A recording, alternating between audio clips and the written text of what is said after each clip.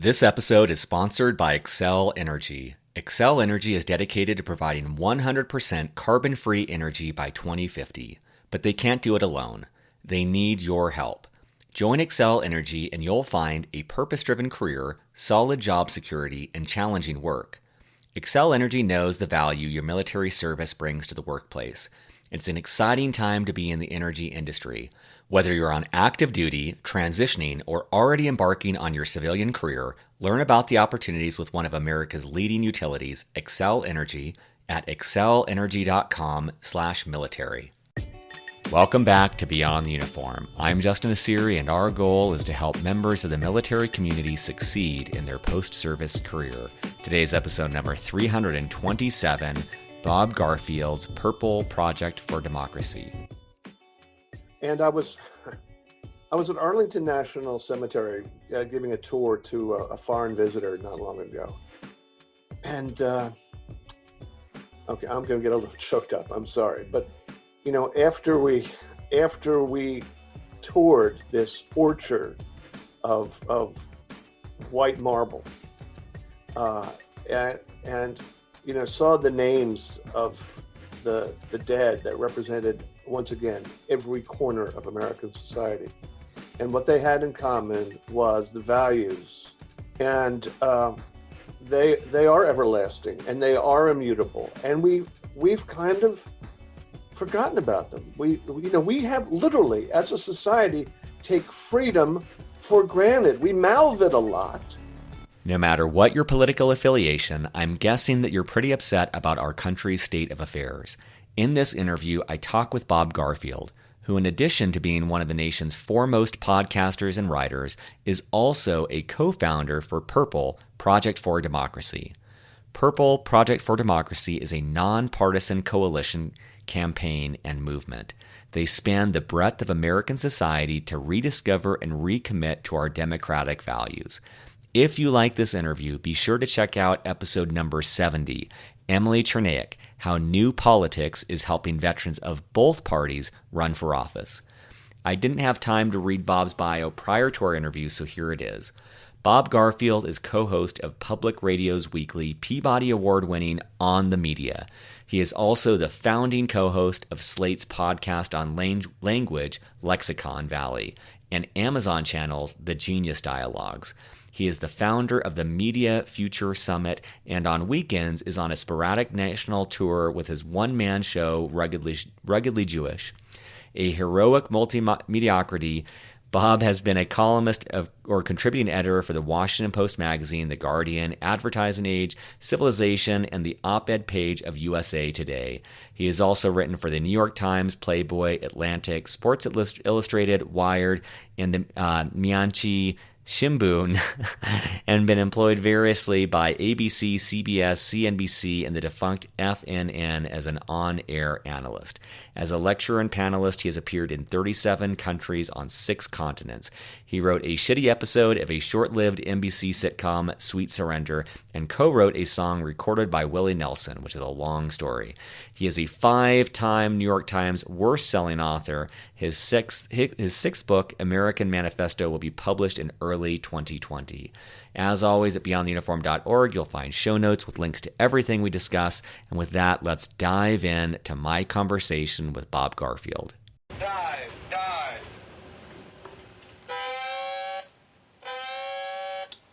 Joining me in Washington, D.C., my guest today is Bob Garfield. Bob, welcome to Beyond the Uniform.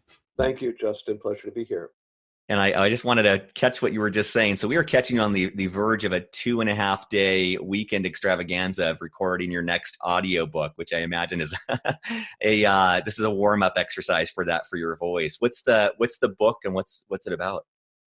The book is called American Manifesto. It's published January 14th, and it is a polemic. It is a cri de coeur. It's trying to find how we got to this spot in American society where the polarization is so apparently ruinous and I'm a senior American, and I sometimes can't think of words, so I'm going to actually answer the question this way.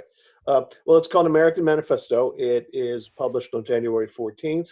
It's a polemic. Hmm. You can actually, as you read it, see the spittle flying from my mouth, and it takes a pretty unusual path to trying to understand how we as a society got where we are with the polarization and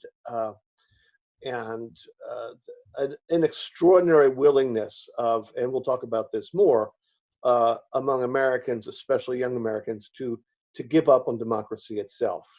And the book pins it on a combination of identity, American obsession with identity, which has played out in identity politics in various ways, and also technology, the social media, and how it has trapped us in filter bubbles of our own ideology, and to the point that other ideas simply cannot penetrate. So the combination of those two has created this extraordinary moment in history. That's what that's about, but that's not what I'm working on, right now. That's great. And for listeners, I just want to be right from the get-go, just let you know that my intention, I think Bob's intention as well, like we want to have this discussion today, and I don't care what side of the aisle you're on. I don't care what your political affiliations are. Very early in Beyond the Uniform, it was episode 30 or something, I interviewed Emily Chernaik, who runs an organization called New Politic. She helps people on both sides of the aisle get into politics, veterans on both sides of the aisle. And I just loved that from the start of just thinking like, man, even if the person is on the opposing political end of the spectrum, I still trust someone who's worn the uniform, who swore to protect and defend the Constitution of the United States. I trust them more in politics. I want to see them more in politics and government service. And what we're going to talk about today is the work that Bob is doing. It's called Purple for Democracy. We're just going to do a deep dive on that organization. And this is just my opinion. My opinion is, many of us wore the uniform because we wanted to protect our country. We wanted to protect democracy in our country. And when we take off that uniform, I think that intention still resides. And I think what we're going to be talking about will be interesting for listeners in uniform and out of uniform to learn about how we can continue to serve and protect the country that we all love.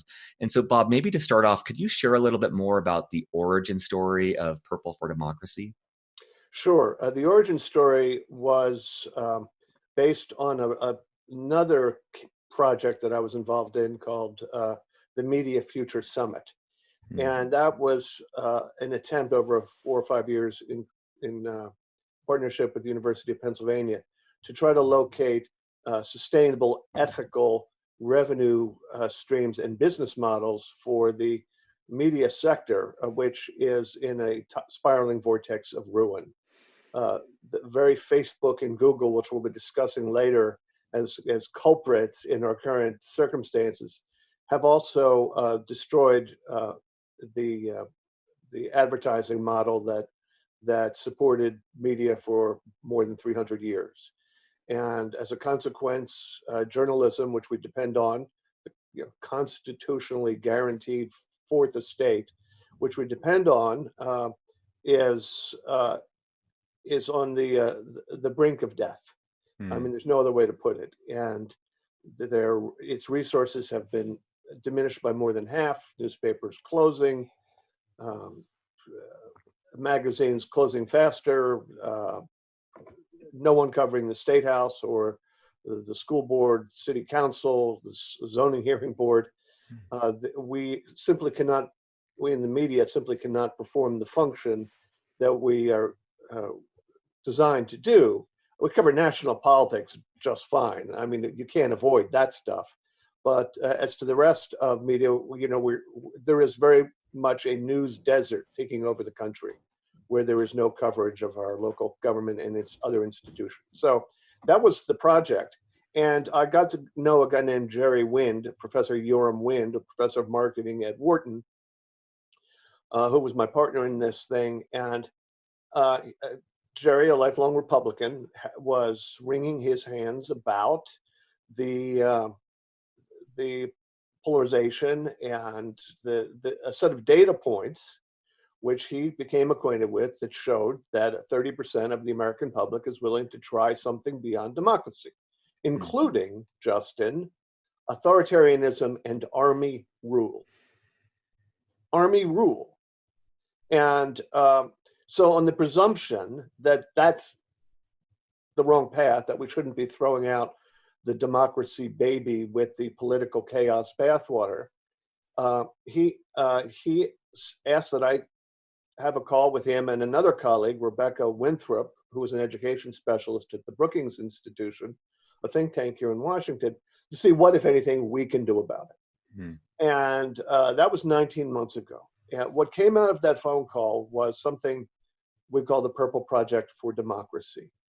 And the idea is to re-educate, inspire, set up the context and the stakes of surrendering democracy, and locating core values, and kind of sometimes we discuss it as marriage encounter, which you may be too young to remember, but in the 60s and the 70s, it was this gimmick where you and your wife, you once were madly in love, but now you're 10 years married, you got rugrats running around the house. The spark is gone.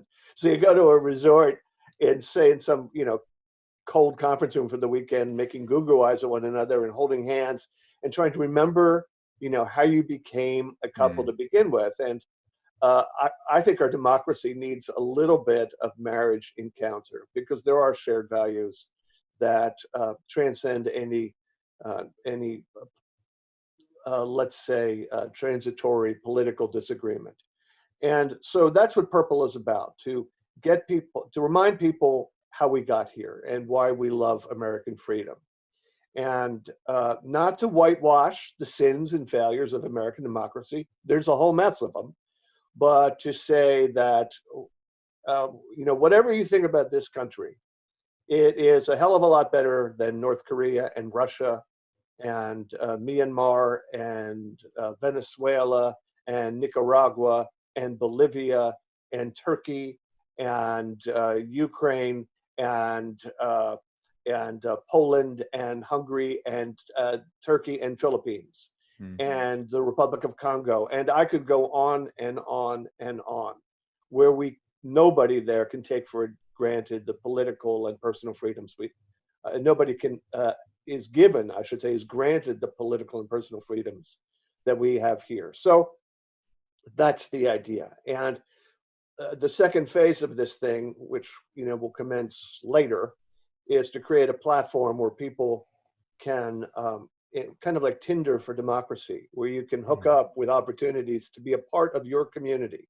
from zip +4 all the way to inside the Beltway. And as you do, the more you do, the sort of more social badging you can do. And over a period of time, there will be a social benefit towards being a full-fledged citizen, and perhaps a corresponding social liability for checking out and being complacent. And the goal is that in 5 years, in the same way that friends no longer let friends drive drunk, friends will not let friends check out. That's the master plan. But for now, we're just trying to reawaken Americans to the singular glories of American democracy. I love that. I'm blanking on the person's name, but I interviewed in the last 6 months someone where their organization is dedicated to national security, and they bring in people from the tech center and from every background. And these are backgrounds that usually don't have a lot of overlap.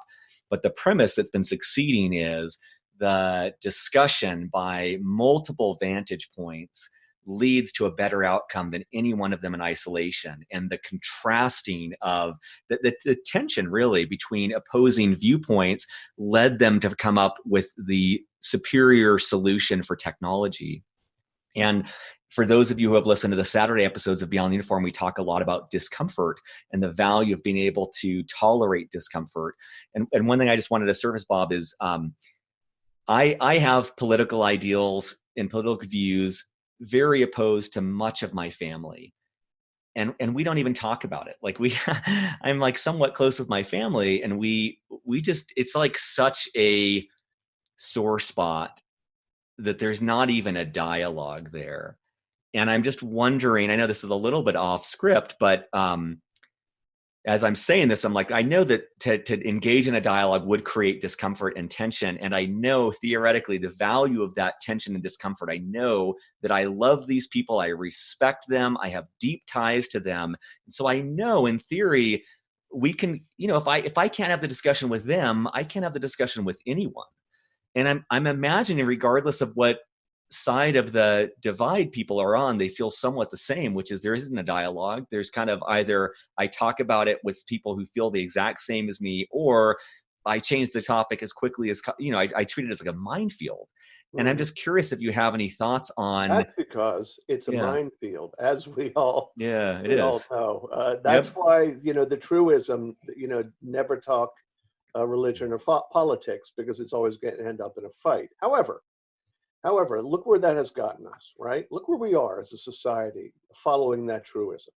And so it's funny you should mention that Mm, because, well, first of all, I want to say that any of your listeners who go to wethepurple.org, wethepurple.org, if they look and see our coalition, they will see, just as you described, a very diverse group of institutional partners who really span the breadth of American society, politics, and culture.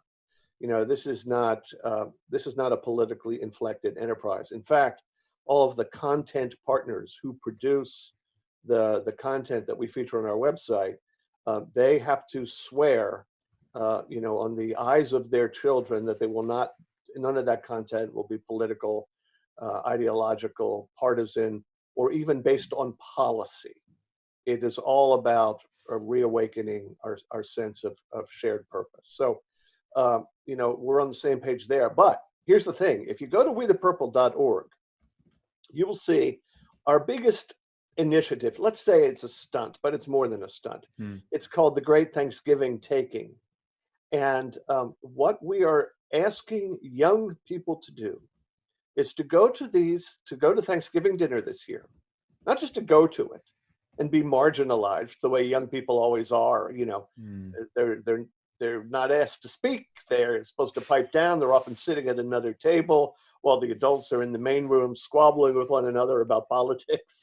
And we're asking them to hijack the holiday, to take over, to program it along purple lines. And we give them a toolkit for doing that.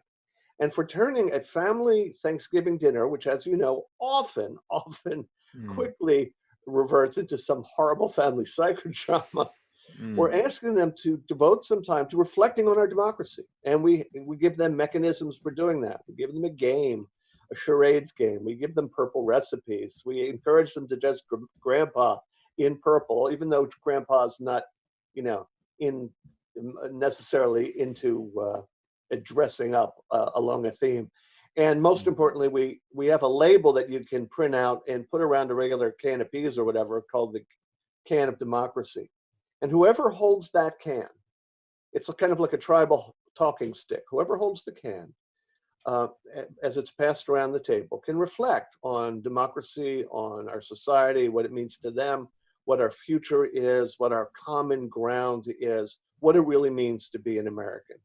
And when you've said your piece, no matter how old you are, you pass it along. And in this way, we are asking the youngest Americans. We are literally giving them a voice. It's not just a stunt, it's actually a microcosm of the voicelessness of the next generation, which is going to be given a voice and heavily influence the future of this society. So it's called the Great Thanksgiving Taking. If I would encourage the kids to participate, mostly I would say, if the kids come home from school and say, "Yeah, here's what we're doing on Thanksgiving," and we will brook no resistance. Uh, Listen to them, because it's going to turn what should be maybe our most meaningful national celebration into something truly special. I love that too because I love the phrase you used earlier, which is tuning out, or I get that sense. I get that sense in my own life as well of just kind of like there's so much pain and anger there. It's just easier to turn on Netflix. It's just easier to like tune it out rather than sit with that. And what I would say for listeners that comes up as you're saying this, Bob, is every listener who's worn the uniform, I don't care if you're an E1 all the way to 08 or whatever rank you are a leader. You have been trained in leadership, even if the majority of your time in the military has been following. I guarantee you have this bedrock of leadership. And what comes to me when you say that, Bob, is like recognizing like the ways in which I'm abdicating my leadership in my family by not brokering a peace talk, by not finding the common ground. And I would encourage listeners, I'll put that in the show notes for WeThePurple.org and the Great Thanksgiving Taking, but to use that as an opportunity, as a leadership challenge, and recognize, and I love what Bob threw out. He threw I'm out sorry, many. can I just say, Yeah. also to cultivate leadership Yes. in your Yep. children, Mm. because part of parental leadership Mm-hmm. is to create a next generation that Mm. itself has the leadership chops Mm. and the self-confidence Mm. and the scope to do for their children what I hope you have done for yours. So Yeah. it's all part of the great circle of life. And yeah, I just don't, I think this just hits on every note. Mm-hmm. Oh, I mean, I love that too. I know many listeners have kids, and I love that sense of like what a gift to give them that leadership opportunity within the family, and to show them. I imagine many of us have common values of respect and tolerance and things like that. And that was one of the things I was going to ask about. You mentioned a couple times finding common ground. What have you found to be some of that common ground that we do share? well, it just so happens that we were speaking on November 11th, Mm. which is Veterans Day, which used to be called Armistice Day. Mm. And I was at Arlington National Cemetery giving a tour to a foreign visitor not long ago. And okay, I'm going to get a little choked up. I'm sorry, but Mm. after we toured this orchard of white marble, uh, and saw the names of the dead that represented once again every corner of American society. You go into the visitor center, and it's kind of a mini museum. And in the mini museum is a very large photograph, and it's a photograph of the day of Armistice Day in 19, what was it, 20, 1919? I forget. Yeah, I think Mm. 1919, right? That was the end of the war. In any event, 100 years later, we're sitting there looking at this picture, and there are 1 million people in this throng of people celebrating the end of this horrendous war. And this was taking place in Philadelphia. And at the center of this celebration was a scale model of the Statue of Liberty. Now, it was a scale model, but it was only about 50, it was about 50% scale. It was still enormous. They had built a replica of Lady Liberty in downtown Philadelphia, and there were 1 million people there paying tribute to it. And I thought, wow, 1 million people, again, representing every dimension of American society. And what they had in common was the values embedded in that piece of bronze. Mm. And they are everlasting, and they are immutable. And we've kind of forgotten about them. We have literally, as a society, take freedom for granted. We mouth it a lot. For example, I notice that when we're celebrating on Veterans Day by watching the Cowboys Vikings game, and we see the NFL tributes to our men and women in uniform, they are constantly using the phrase "defending our freedoms." And it has become meaningless because I don't think we as a society are giving thought to what those freedoms are, what they are. And the whole idea of the Purple Project is to remind people what freedom really is so that we don't sacrifice it over some momentary, political frustration. Hmm. I no longer even remember the question, but No, I no, do that's remember perfect. standing there at Yep. Arlington Cemetery Hmm. with tears literally streaming down my cheeks Hmm. uh, because we've sort of let the we've sort of let Lady Liberty be a stranger, and I want her invited back to the Thanksgiving table. And it's a powerful image for those who have been to Arlington to think of the uniform headstones, all granite and or marble, and there is no red, there is no blue, there's no religion. Like it is in death is like the ultimate form of unification, where there are all these people side by side, different ethnicities, different beliefs, everything. And those were people that died protecting our democracy, protecting our freedom. And I'm sure they did not agree on many things, but they agreed on a willingness to do whatever it took to keep that safe. And what you're describing is a similar unification to say, like, okay, of course we have squabbles. Of course we'll always have differences. Of course we'll always have things we dislike about each other. And what we're doing together is bigger than that. What we are protecting exceeds our own personal likes and dislikes. What we believe in and what we're doing for future generations engulfs that and overshadows that. I think that's really a beautiful image of that cemetery is the representation of that. Well, that's what We the Purple seeks to reclaim. Hmm. How can listeners get involved if we already talked about the Great Thanksgiving taking. What are other ways, if they're encouraged by what you're sharing, that they could support in different ways? Well, if you go to wethepurple.org, you'll see a number of things. Hmm. Uh, One of them is a whole mess of content provided by 50 some content providers. It's educational. It provides it's essays. There's some plain reporting, but it all gets to the theme of our American democracy, and so Hmm. it's quite a trove of really enlightening material.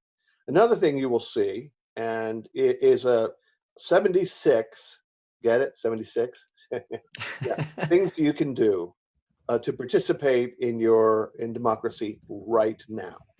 And you can imagine that it's all sorts of things, but everything from voting, which I guess is baseline, to participating in your local government, to canvassing for a candidate, to running for local office, to being a poll watcher, uh, to starting or joining a garden club that puts flowers around your local monuments Hmm. or government buildings or other public places in the public square, to literally do something to contribute and to once again get in the spirit of self-sacrifice and shared interests. So 76 of them, which is not a small number.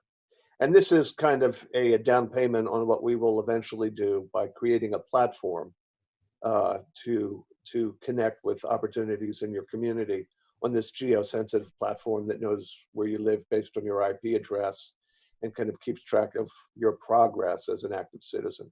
Hmm. Uh, so there's that, and there's some of our social media messaging, and there is a funny series of videos. I mean, funny and also chilling, that called WTP News, We the Purple News, and these videos look exactly like local news broadcasts wherever you live.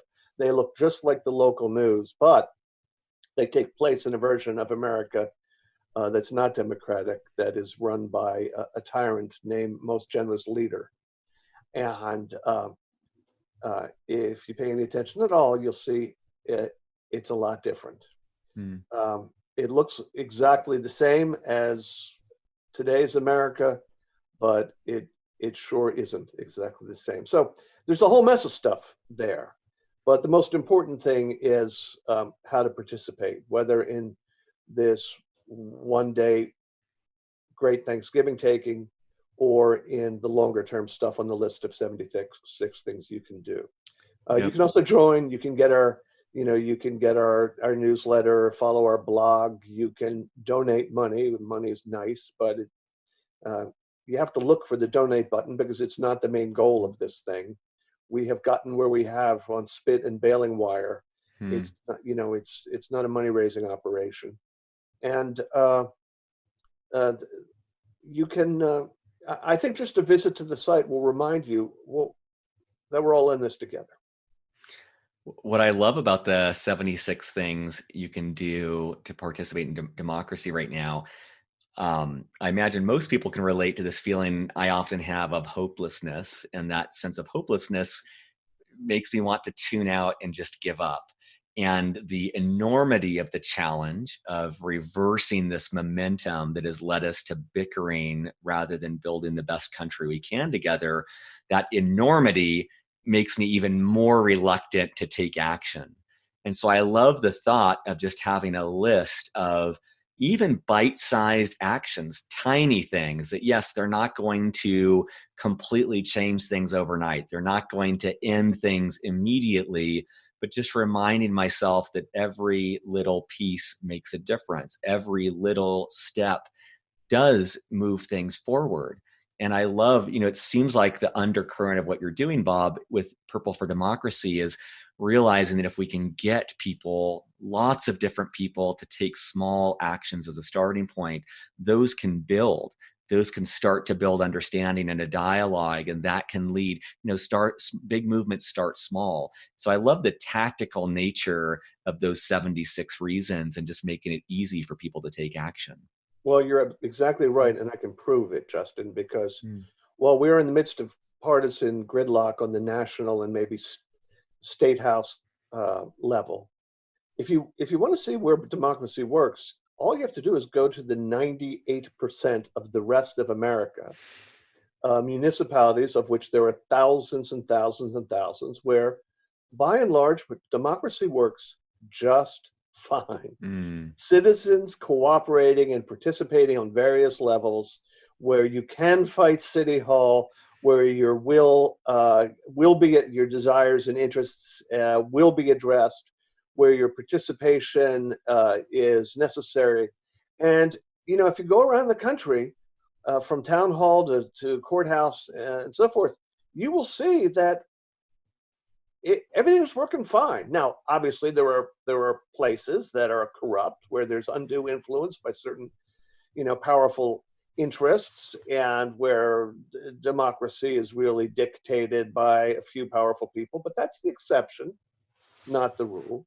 And the situation, in fact, is not hopeless, and that being able to participate at a local level, even your planned community, uh, board of neighbors will remind you and reaffirm that cooperative, participatory citizenship is our lifeblood. Hmm. And the trick is to take that ethic, which we seem to understand and internalize locally, and transfer it to national politics, Hmm. which is going to take some doing. But WeThePurple.org is a start. I love that. And I love even the mock videos that you have. One thing that surfaces for me is that listeners we have who have, served in Afghanistan and Iraq, like who have seen in very dramatic ways what can happen when you don't have the government structures that we do. I think many listeners in our audience have seen the extremities that can come about when you don't have these things that we take for granted. And I think it's very easy for us to forget of, I was born in the US. I've always known this. I've lived a very safe and secure life. And much of the world is not like that. And to realize that, yes, it's easy to start nitpicking on things that aren't going well, and ignoring and not appreciating all the incredible things that are going well and that are not necessarily immutable. Like they're not going to be there forever unless we continue to support it. And so that might be something for listeners to check out, is just that kind of mock look at, a reminder of the things that we might not even realize we need to be appreciating right now. You know how your local police cars on the side, it often says something like to protect and serve. Well, it's not just the cops that need to be doing that. We are,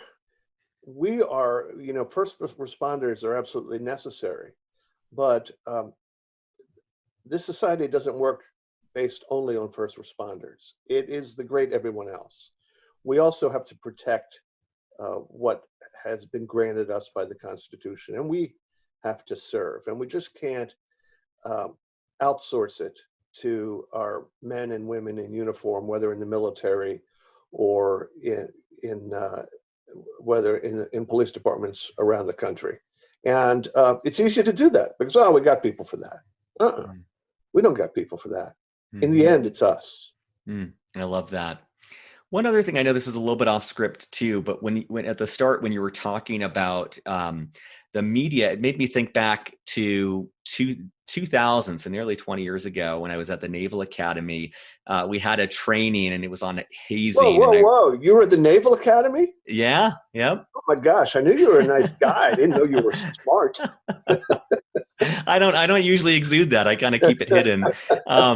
And the training was on hazing. And I remember, the Naval Academy is such a cynical, funny group of people, but the question was posed to us, like, why do we have hazing? And someone, obviously in the back of the room threw out, because the media gets a hold of it. And we laughed, and like the sense was, hazing was something good. It was our thing. And the only reason it's a big deal is because the media gets a hold of it and then turns it into something that it's not. And that thread was in much of my service, just my own experience, speaking for myself, of almost like this antagonistic relationship, that the media was somehow out to get us. The media was like, you had to be on guard when you were talking to the media. You had to be buttoned up. And I've been out of uniform for over 10 years now and don't hold that opinion at all. But I did want to just make space to talk about that, where I imagine some listeners may be in that mindset of feeling like the media in some way right now is the enemy, or the media in some way is contributing or exacerbating this problem. And I'd love to hear your thoughts on that, Bob, but I just wanted to chime in and say that, like, I've grown to appreciate the complex ecosystem that makes our democracy possible, and the necessary balance of checks and balances, and the role that the media plays in shining a spotlight and uncovering things. And not to get to extremes, but I always do go back to 1940s Germany and thinking of like, wow, what happens if the system is unchecked, and realizing in Nazi Germany how important the press was and how important that voice was, and what can happen, the atrocities that can happen when that's suppressed. And so I just wanted to make space, Bob, if you have any thoughts on that. I know that's just kind of out of nowhere, but it's something that surfaced for me as we were talking. Well, I do have thoughts about it because, as you know, my day job is the co-host of a show called On the Media. Mm-hmm. For 20 years, these are issues that I have been thinking about, all day, every day. And, I'll answer you in a couple of ways. First is that you don't have to go to Nazi Germany to kind of put this in perspective. All you have to do is go to Bell, California. Bell, California is a little town. It's in the county of Los Angeles, but it's like 30 miles away from the Staples Center. And it is a working class suburb. It's like 30 or 40,000 people, and they're on the lower end of the national income scale. It's not underclass, but it's very blue collar. There's a significant, although not overwhelming, amount of unemployment. It's just a basic bedroom community, but it's located in a place where the Los Angeles Times, I told you about the shrinkage of the newspaper business. The Los Angeles Times stopped covering it long ago because it was too far out, and the Orange County Register also didn't cover it, and the local weekly newspapers that generally had covered those areas had gone out of business or dramatically reduced their coverage due to lack of resources. So there was Bell, California, and the only attention it got from the local press was a weekly paper, maybe 2 or 3 towns over, that would call in and get the reports of the city council meeting once a month. And the way they would get the reports is they would talk to one of the city councilmen, I think the chairman, who would tell them what had taken place at the meeting. That was all the public knew about Bell, California. So what they didn't know was that over a period of 5 or 7 years, the Bell, California City Council was awarding itself salaries in the hundreds of thousands of dollars a year. The president of the council was making more than $1 million a year, fleecing the taxpayer and covering the cost of this gigantic swindle by having the highest tax rates of any place in Southern California. So these people who were least able to afford it were paying were underwriting the lifestyles of the rich and not so famous, the lifestyles of the rich and infamous Bell City Councilmen. And the reason was because the watchdog wasn't on the beat. Nobody knew it was happening, and so it happened. And that is one of the major missions of the American media. We, in fact, are in the fault-finding business. Now, we also cover, where was the fire engine going and what happened. We talk about stuff that happens, in other words, news. But one of our major roles is to be a watchdog for government and other institutions of society. And that's why the framers understood our role and protected us with the First Amendment. But the theory being that the First Amendment that protects the media also protects you. Now, when you're in the fault-finding business, it becomes instinctive to find fault. That is a kind of mentality. It's a mindset. It's not an ideological skew. It's not partisan. It's just in your DNA.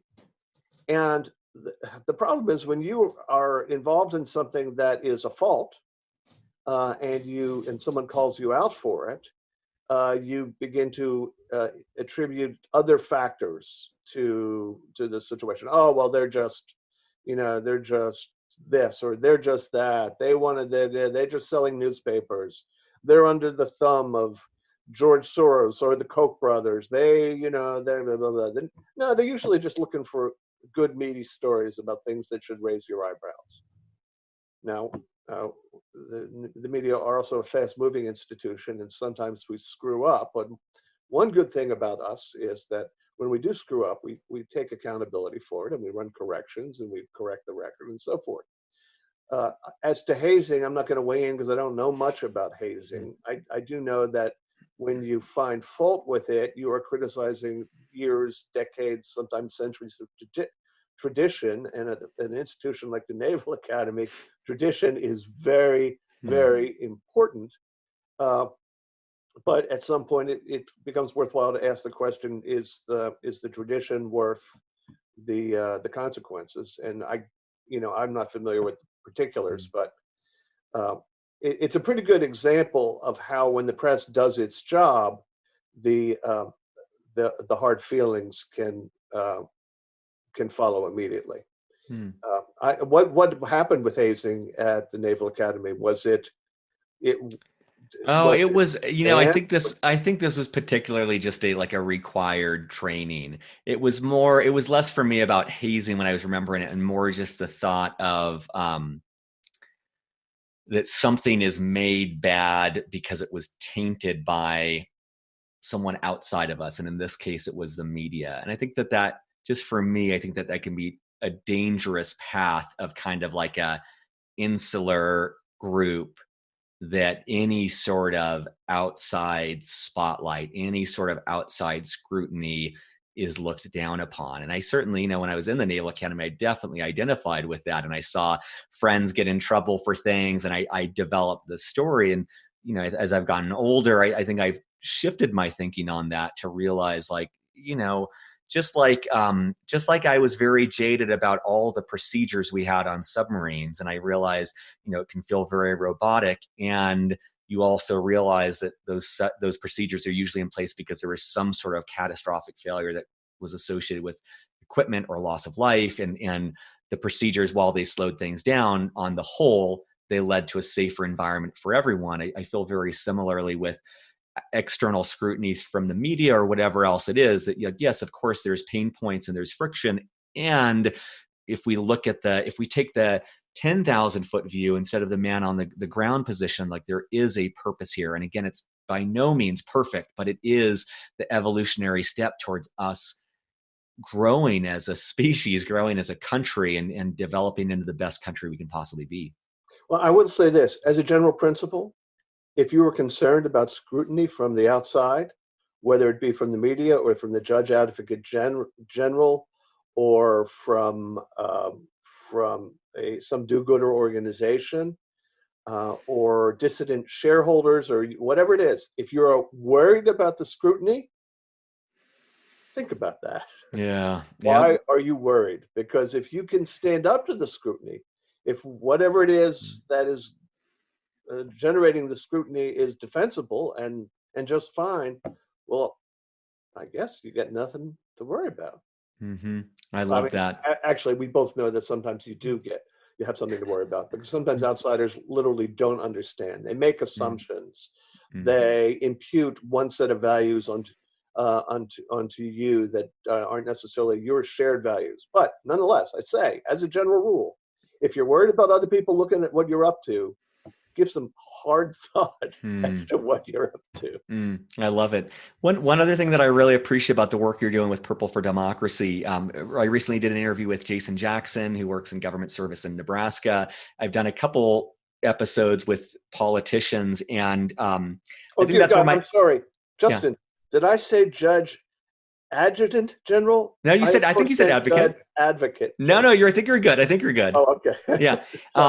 But I think when I think of what you're doing with Purple for Democracy, my mind immediately goes towards actually either elected or unelected political office. And what I love about what you're saying is, like, if I'm hearing this right, it's like, it's not about that. It's incumbent on all of us as citizens to play an active role in our democracy. It's incumbent on us as citizens to have a voice and to be proactive and to take action. And I love that. I hope that listeners take that as a very proactive message of realizing, even if we've been out of the military for 20 years, we still have that duty to be active voices. And as you've said, to give voice to our children and make sure that everyone is heard as part of that discussion and dialogue. Yeah. And look, as I said, our organization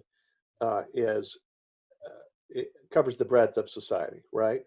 But as you say, I think the prevailing ethic of military families of service makes it somehow even more of a natural fit. That I can hardly think of a sector of the society where the idea of accepting your role as an active citizen is more natural and more important, because it's just an extension of what you've done when you have been in uniform. And now, it's not for me to tell you or any other veteran what they need to be doing with their life. I'm just saying it's just strikes me as being a natural extension of what you signed up for when you were 18 years old. I love it. Well, I always like to make space at the end, and we've covered a lot of ground. I'm sure there's things we didn't talk about. So either what have we not covered you want listeners to know, or what are some final words of wisdom you'd like to leave them with? Well, we've talked a lot about political disagreement. And as I mentioned, Purple is absolutely, utterly, defiantly, militantly nonpartisan, non-policy, non-everything. It's just about rekindling trust, faith, and devotion to American democracy. But I just think this calls for transparency.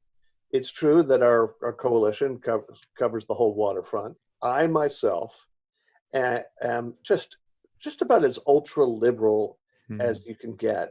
And anyone who has heard my show knows how I feel about, for example, the current administration and about a whole bunch of other stuff where you go down the checklist, and I'm almost a caricature of American progressive thought. I mean, I tell people I'm borderline Sandinista, which really isn't true, but it's a good laugh line. Anyway, and wearing the uniform I wore was the Cub Scouts, and I was a really shitty Cub Scout. So there's a cultural gap between what I presume to be the largest part of your audience and me. But there's no gap at all, because we're all in this together, and we all have the same responsibility and commitment to preserving our democracy. And we cannot, whether you're on the political left or the political right, you cannot let your frustration, your misgivings about any given piece of policy at any given time permit you to lose faith in the extraordinary idea that has kept us going for 243 years. And you don't need to reach hands across the aisle. That's not what Purple's about. It's not about dialogue, which I'm all for. I mean, I believe in comedy and dialogue, but that's not what it's for. It's about shared values. And I just can't imagine anything about wanting to preserve American democracy that should create a moment of conflict or tension anywhere along the political spectrum. So, as we were saying from the get-go, we are all in this together. I love it. Well, Bob, thank you for your time today. Thank you for the work you're doing with Purple for Democracy and the contribution that is to our country. And thank you for sharing your story with Beyond the Uniform today. Thank you, Justin. I'm delighted to chat with you. Surface.